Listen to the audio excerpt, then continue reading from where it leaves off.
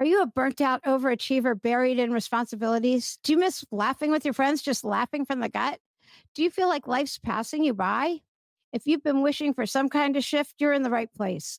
Welcome to 52 Weeks of Hope, the show where we take you off the hamster wheel by ditching the to do list for the to don't list. This is where you get to learn how to make that lonely ache vanish, learn self compassion techniques, and to give yourself grace. I'm Lauren Abrams, and I get to help you feel that magic again since going through my own dark night of the soul, so you can learn from my experience and the mentors and experts I meet along the way. And today we're talking to a community builder, entrepreneur, podcast business mentor, and the one who helps you overcome limitations and achieve ambitious goals, Stacey Lauren. Do you want to travel the world, start a business, meet your life partner, have the best parties? You're in for a treat because Stacey's here telling you how. She helps you create your dreams. Her philosophy of don't wait for opportunity, create it, shows in her community of do the thing, which is the funnest community I've ever seen. They date, they create, they meet people. You get to learn right now how to step away from the mundane and create your burning desires. Go beyond your limits, and you don't have to do it alone. You get to learn how to create what you want in your life right now and still be successful, make money, and own your time and your life. I'm so excited for this conversation. Welcome to 52 Weeks of Hope, Stacey. Hey, wow. That sounds amazing. That's you. Okay. Do the thing really is like, yeah, there you go. Hey, it is like the funnest podcast and community ever. When you had me on and I was doing all the research before because I wanted to know what show I was going on, I'm like, this is so fun. How did you come up with the do the thing and create? I mean, of course, we get to create our own opportunities. You either have that mindset or you come into that mindset. But how did you come up with the do the thing kind Yeah, of? it's crazy because it's all great things in life. I think sometimes can happen by accident, right? As long as you're open to whatever that is. Yeah. And I was writing a book. I had just exited my business and I was decided to write a sales book because I owned a staffing company and I saw so many people stuck by that word sales. And so, like they were wanting to make more money, but they weren't willing to take a sales job. And for people that can't see me right now, I'm doing the quotations around sales. The air Um, quotes. yeah, the air quotes. Yeah. Because if you're just making an hourly rate and then you have the opportunity to do a sales job, it changes everything. Right. And then Oh, also, yeah. if you want to open a business, when you learn how to do sales, then that just makes any business work, basically, if as long as you know how to sell. And that was the book I was writing, Overcome Fear while selling, and then also change the perception of selling. Because I don't look at selling as sales specifically. It's more like the best service that you could do for people when you can be able to help people get what they want from a product or service that you have. And I was in the middle of writing the book and I was in my mastermind talking to them about the book and they were all excited. And then all of a sudden I said, you know what? The thing is, though, I'm realizing it's so much more than sales because I had just recently started dating. I was divorced, I think, like at that point, a year and a half. And so I had just started dating. And I realized through my dating experience that my sales strategies helped me with dating, but it wasn't in what most people think I mean by that, which is, oh, you have to be polished and know what to say. It wasn't about that. It was what sales brings you with like positive thinking and goal setting and knowing how to handle rejection. And then anyway, I'm recording myself talking because that's what we do in the mastermind because you get like 15 minutes to talk. And then I was like, you know what? I really want to help people just do the thing. And I said it a few times and I listened to the recording and I was like, wait a minute, am I not writing a sales book then? I'm writing a book called Do the Thing. And then everything really just started from there. So did you start with a podcast? And then like how did you start creating a community? So I don't know what I heard first, but I saw you doing thumb wars, Oh, which was like the fun with a stranger. It wasn't like stranger danger stranger. It was just somebody who seemed safe. And it was about getting over a fear of talking to someone. And you were showing yourself doing it like, yes, you can do this. And so the challenge, I guess, was to do a thumb war. And I went, this is just so fun. Yeah, exactly. So I was so pretty much I was writing the book. I met with a book strategist and she had said that I really needed to share the story of when me doing the thing was hard, like the hero's journey, right? The struggle part of doing the thing. And at the time, I really didn't have that struggle story because I've always done the thing. If I wanted to sell, I would sell. If I wanted to start a business, I would start a business. If I wanted to travel, I would travel. And she then was like, the book's not going to be any good. And so she's, in order to have it be a good book, you need to interview other people that have had a struggle story. So then people are feeling a part of this journey of realizing the hard to the success. And so that's when I pretty much was like, okay, I'm going to interview people, then I might as well at least record them. So then maybe someday I could do it on a podcast. And so that was when the idea of the podcast started. But then it was funny. I interviewed a friend of mine on video, and she had this, everything was like perfect. Her computer was like perfect, and her screen like was like the high up and the lights. And I watched the video of our interview, and I was like crippled with like insecurity. Oh, I don't look good and I didn't like it. And then I paused it for a while, and I didn't want to I was like, I even messaged the guy. I talk about Adam a lot on my podcast. He's the founder of my podcast platform, Callcast. And I messaged him. I'm like, I don't think I can do this thing.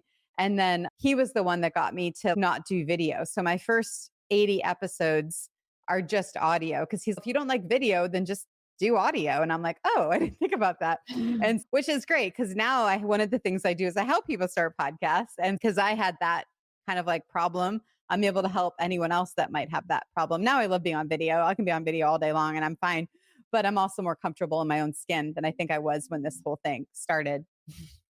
Yeah, no, I get that totally. So talk about the thumb war thing.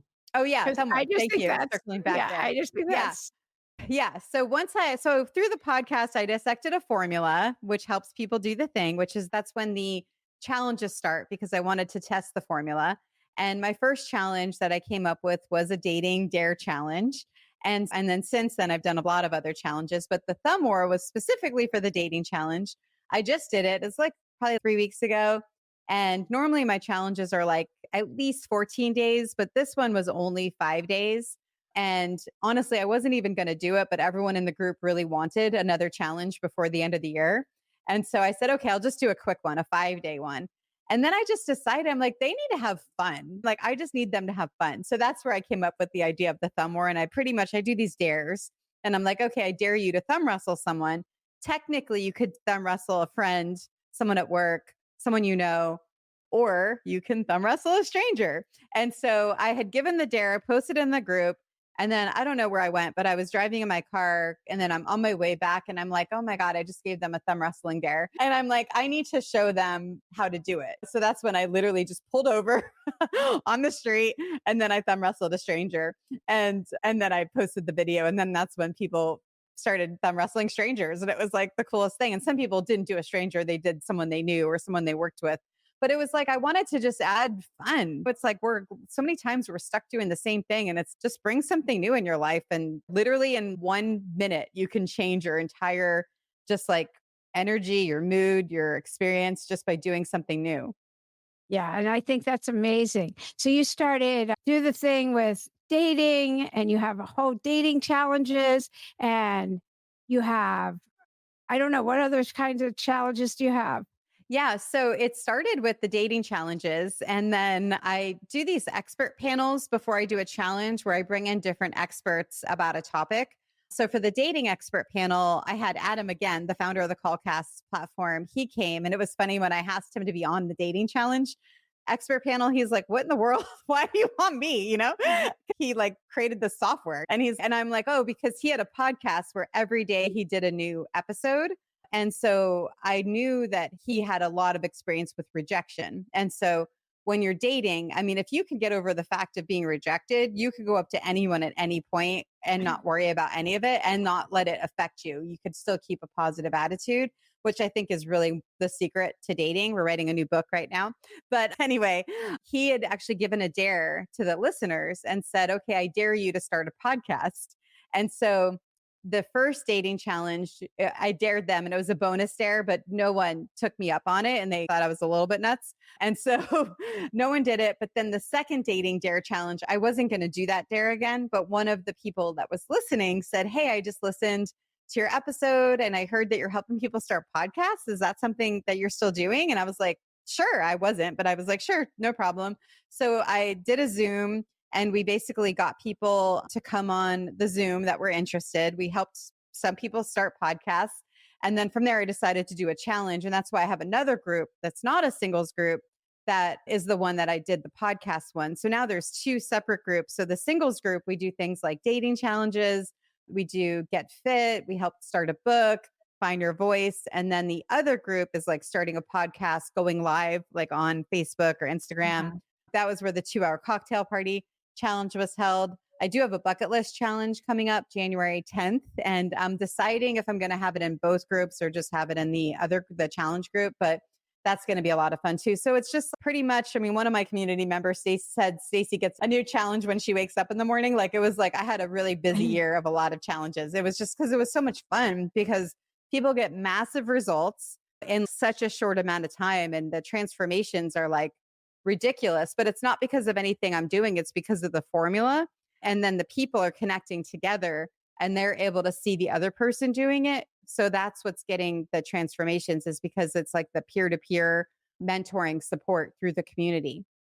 Yeah, community is so important. It just is. Having like-minded people come together is just it's key. So you want to talk about your formula? Because I know there's times where you're like trying to figure it out that I heard on some of your episodes and then you're trying to get an acronym. Did you ever get an acronym? Yes, Mm. I love that you Oh, like are so embedded with it. So good. Yeah, yeah. it was funny. So it was 80 episodes and I all of a sudden started hearing the same words. So I what mindset was one of the first ones obviously that comes up when you're doing the thing, right? Yeah. You have to be able to deal with your mindset and that's when I started to bring experts in and specifically speaking about some of these pieces and I was like uncovering even more. And mindset, we talked about the thumb war. One of the things people don't realize that is mindset is fun, right? It's bringing fun in. So I always make sure that I'm bringing some kind of fun element because that helps people like really get through hard things. And anyway, so that was like one of the words that came up. Identifying the why was another word, goals, accountability. And so all these words were coming up. And then I started to put them on index cards and I wrote them down and I put them on my kitchen table and they're just like sitting there for a while as I'm like looking at them. And one of my friends we were doing a conversation and she was like, what about, oh, wait, I think I saw the word game come up, but then there were like 3 extra letters and I didn't know what to do with them. And then all of a sudden she was like, what about something like game on? And I'm like, oh, that's cool. I didn't think about putting 2 words together. And anyway, I think I combined 2 because it ended up being really similar under categories. So anyway, I'm game is the acronym. And Okay. and so it's really fun because whenever I'm doing a challenge, that's what they're called dare doers. Oh. And then they're like, I'm game. And so I mean, it's ridiculous how amazing it is because you're really able to like feel into this new persona that you want to be, right? Like you don't need to be this like comfortable safety zone person. You can be a dare doer and say, I'm game. Oh, that's fabulous. Yeah, that's really good. So, how somebody listening, because I mean, everybody cannot be in the community as much. Actually, maybe they can. I don't know. But what are some tips that people can do to get out of fear and into they want community? They want to be able to do all the things that I said in the intro. What are some steps they can take? Yeah, thanks. That's a great question. So I could work you through the formula if you want, just to give Sure, go it. ahead. Yeah, great. So when you're doing something new, you could look at that new thing you're doing, and the I in I'm game is identify the why. So really, just identify why you want to do it. Why is it important to you? What are the benefits you're going to get out of doing it? What are the costs that could come from you not doing it? And that's like the first step. And then from there, you do the M, which is mindset. That's the M in I'm. And mindset, the first dare that I have people do in every challenge is what are some excuses that could come up for you by doing this thing? So I recommend you guys really think what are the things that are going to come up for me that are the reasons why I can't do it? And then you think of what you're going to be able to do instead of that excuse holding you back. Because when you first decided you want to do something, that's when you have all your energy and your motivation and your excitement to do it. And that's when you're able to be the most creative and really think of that plan because you're already like, oh my God, I'm going to do it.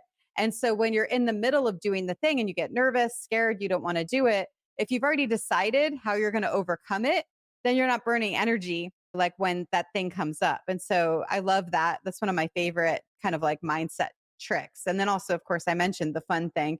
Make sure you're having fun because, I mean, who wants to do the thing if it's not fun? And then the G in game is goals. And I look at goals differently than a lot of people do. A lot of people, they want you to do SMART goals and they want you to plan out this whole thing and spend all this time and do this 4 hour project planning, business plan, blah, blah, blah, whatever.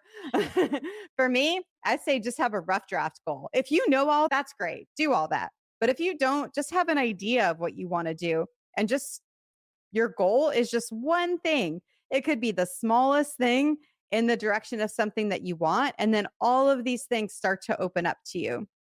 And then the A in game is accountability.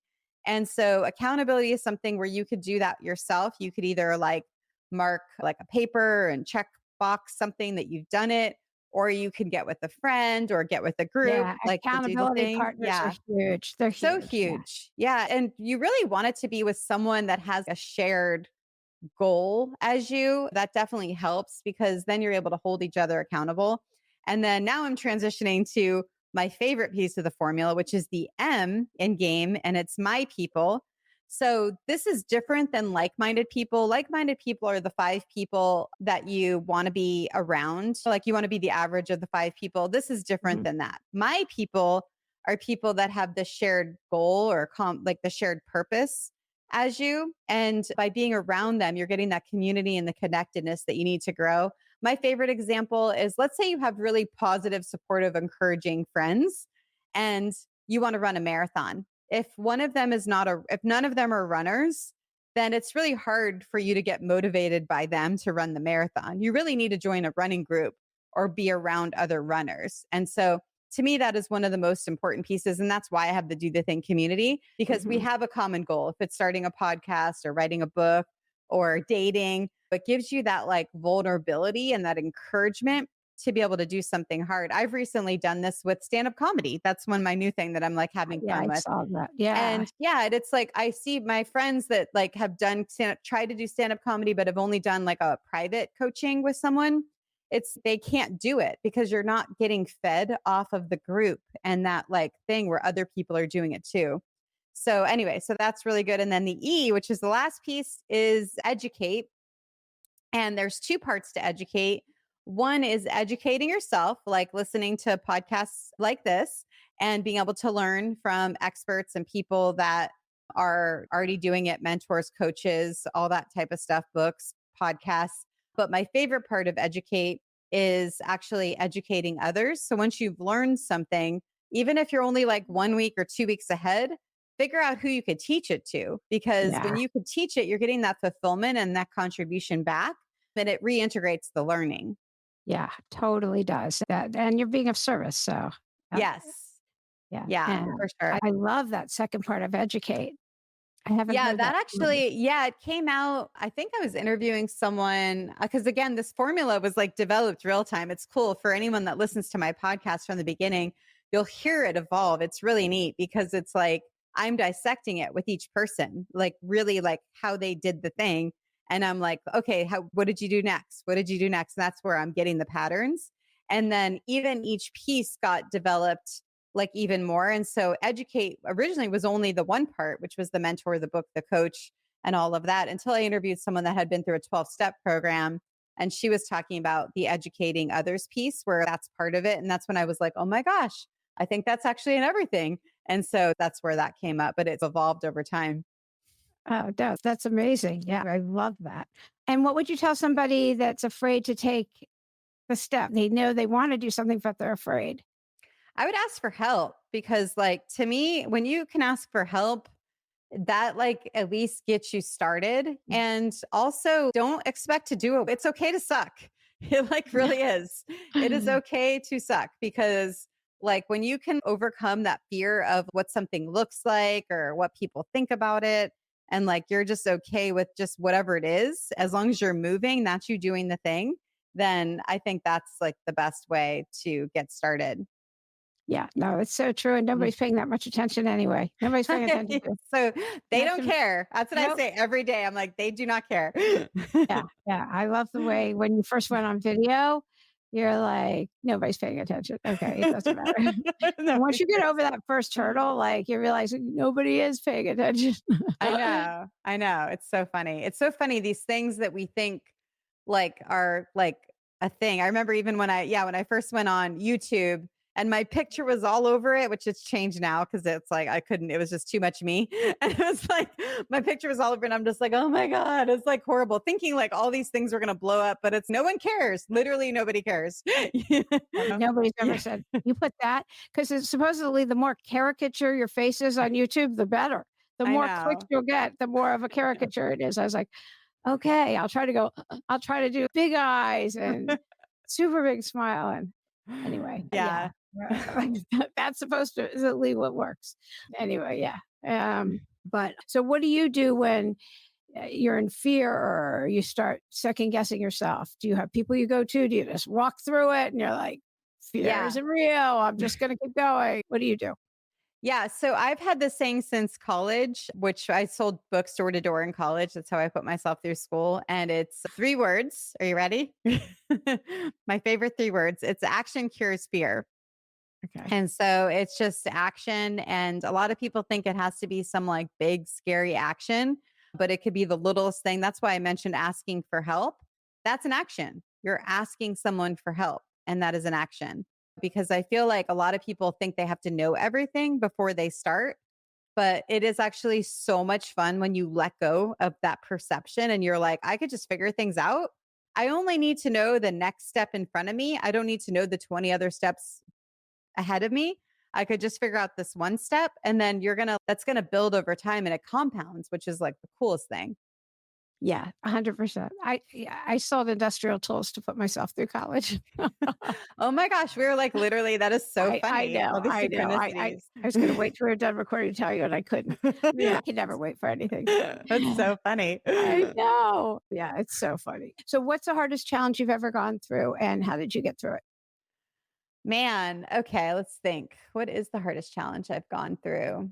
I think it was the exit of my business. Yeah, I would say for sure it was that because I got divorced. We had opened the business together. We owned it for 20 years and then I was the CEO, he was the CFO, and we tried to since we had two separate totally different roles, we tried to keep it going for a few years and then it didn't work. It didn't Yeah. work. So I ended up selling my half of the business to him. And when that was over, I had 60 employees and like internal and 600 external. And so it was a lot. So I just felt really alone, like really disconnected. Like all these people that I felt were my family and were part of like my everyday talking and this and that and fire and helping and phone and this and all that stuff. It was hard. And then on top of that, we had like kid conflict and all the stuff that goes along with divorce. So I think, but the exit of the business brought all of that to the surface from the kids to the business to alone and who am I and what am I even doing and what have I been doing and like identity and all the stuff. So yeah, it was like that was definitely so how I overcame it was one of the ways I went to a fitness camp. This sounds so random, but I Yeah, that literally does. like I'm like, I'm I waiting was for like, therapy, but I yeah, guess that was your no, therapy. I was gonna go to I was calling actually was thinking I was on the phone with a psychiatric hospital. That's where I was gonna go. And then I just had this like all of a sudden moment where I was like, wait a minute, I did this fitness camp in the past. I just needed a safe place and I needed to be Mhm. led by someone other than me and be around people that were like encouraging and supportive, the my people part of the formula. Yeah. And yeah, so instead of a psychiatric hospital, I went to a fitness camp.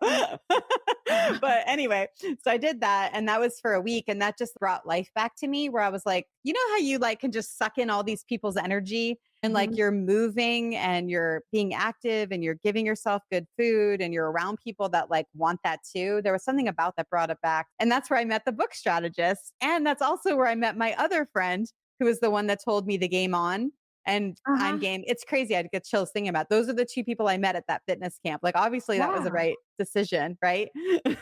Yeah. And then Yeah. soon after that was when the podcast started. So that's like that progression of like how I moved through it was me just making that decision, meeting a couple people, and then getting started with this new journey that I was about to go on.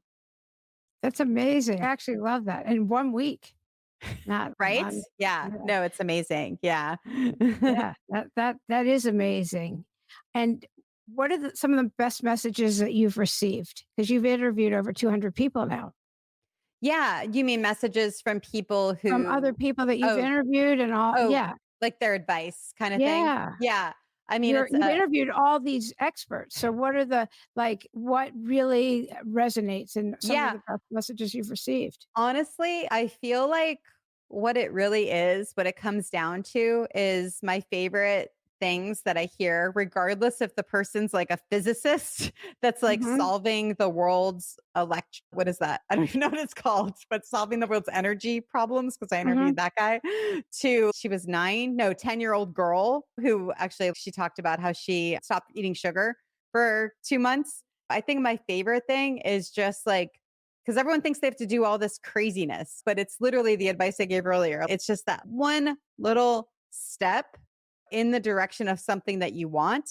That's my favorite thing because I think so many people can overthink and overplan and get into all of these like things that like when you realize, okay, whatever I want in life, I just need to make the tiniest move and that's going to help me get there. It's just there's something about that I really love. So, I just want you to know this is not the first interview I've done today. I've been interviewing all day. I don't usually do that batch record and all that.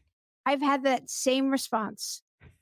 I don't even usually ask that question, but for some reason Wow. today, I've been asking, "What's the best message you've received?" Yeah. I don't think yeah, I don't usually ask that question, and I've asked that all day, and I've had the same response, and everyone Wow. has interviewed many people from the Tony Robbins to the like, I haven't had the 10-year-old girl, but I will say but it's exactly the same, one step in the direction of what you want.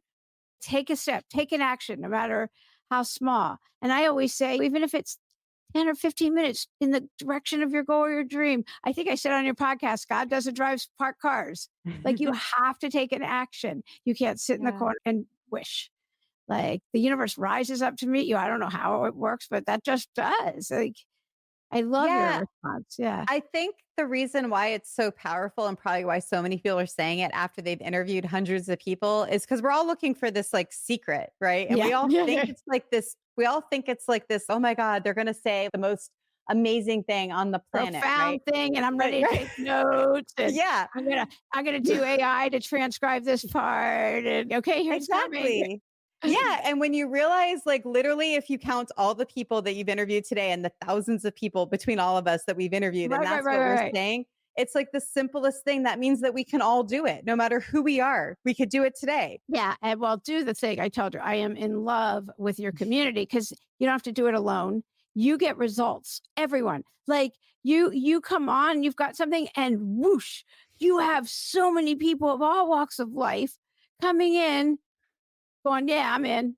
Yeah, whatever it is, and then they start doing it themselves. If you're like, "I'm busy," they're like, "We'll do it." Yeah, it's That's how cool. good Stacy is and her everything. They're like, they're gonna do without you if you're not. Yeah, it was It- cool because, like, after the last dating challenge, they were like, "What about?" We're like, the joke is like, "We want another dare," and I was like, because I'm doing other stuff right now, planning. I'm doing this audience accelerator program that I'm working on, helping people basically create the community that I've created with Do the Thing, and so that's been one of my focuses. So my next challenge is going to be a bucket list challenge, but other than that, I'm really working on the audience accelerator. And so anyway, so the people in the singles community were like, but we want another dare. So we did a Zoom and that's when they did a dare each other session. It was so fun. And like that's when I realized like how powerful this thing is. Cause we went from like people in the group that were like scared to say hi to a stranger are now like on the Zoom a few challenges later saying, "Oh, let's do stand-up comedy and let's start a podcast," and like all these things. And I'm like, oh my God, you guys have gone so far, right? That's amazing. yeah, that's going from 0 to Mach 5, like it the 2 ends of the spectrum. Yeah, that is. It says so much for you and what you've created too, and the domino effect of it, because and we get to be a channel. Like, look at what you've done. I think it's just amazing. So that's a good segue. Do you have a message of hope you want to give? Because I think you are a message of hope. Yeah, it's just the belief that you can do it and then really tapping into what that thing is that has been the hardest for you and realizing that, man, you get that thing more than anyone else can get it. And your unique voice is the thing that's able to help connect other people to it. And so the belief that what you have to say is actually the thing, that there is someone somewhere at some point, and it could even be something that you say now that comes back in a month later, year later, or 2 years later. They need to hear it right at that moment. And you've given them that. And that thing, that hard thing, that thing that was so hard for you that you're on the floor and you were crying about and you couldn't get over it. That's the thing, that is the thing that you're able to impact people with. Yeah, even though it sucks in the moment, like it's the greatest lessons. You wouldn't be doing this if you didn't go through your divorce and give up your company, and which sounds awful even to listen to, but look at what you've created and how many people you've helped. Like you've helped so many people through that. And I know you got to travel with your daughter and do all these amazing things since then, which is really incredible. So what's next? What's next for Stacey Lauren? Yeah, it's a good question. It's a good question. Right now, I'm really excited about just helping people find their voice. That's one of my big things, is getting connected to their voice and really uncovering that, speaking their truth, and being able to tap into what that is and stop hiding, right? Come out of the Yeah. shadows and be able to like share it in whatever way that means to you. And then from there, also helping people just like, once they've tapped into their voice, then helping them create an online community of people that love them also. So then they can maybe make a living out of it, which is amazing to be able to do, and then impact people along the way. I just love it. Is there anything else that I should have asked you that we're going to be done? And you're like, Lauren didn't ask me this. That's such a great question. It's so funny. I used to ask that question too. And I'm like, but being the person receiving it, I'm like, what is that answer? You're such a good interviewer. I'm like, no, I can't even think of anything. I think just parting words for the listener is just being okay with the unknown and not having an attachment to an outcome. So that would be the only thing I would just make sure you guys know. It's like really divorcing yourself from that outcome of what you want to happen. You can have a wish for what you want to have happen and make the steps towards it, but know that it may not look exactly how you're imagining it to look. It could look differently. Like me, right? Like I haven't finished my book yet. This whole thing has been because I started a book and I'm like eventually wanting to finish it, but I'm also okay with me not, because all of this stuff wouldn't have happened if I hadn't have wanted to write it. Yeah, it's so true. But be ready to pivot because it might be something even better. Yeah. Totally. I love that. So, of course, we'll have links to everything Stacey Lauren. And this has been so great. Thank you so much for being a guest today on 52 Weeks of Hope. Thanks for having me. Yeah.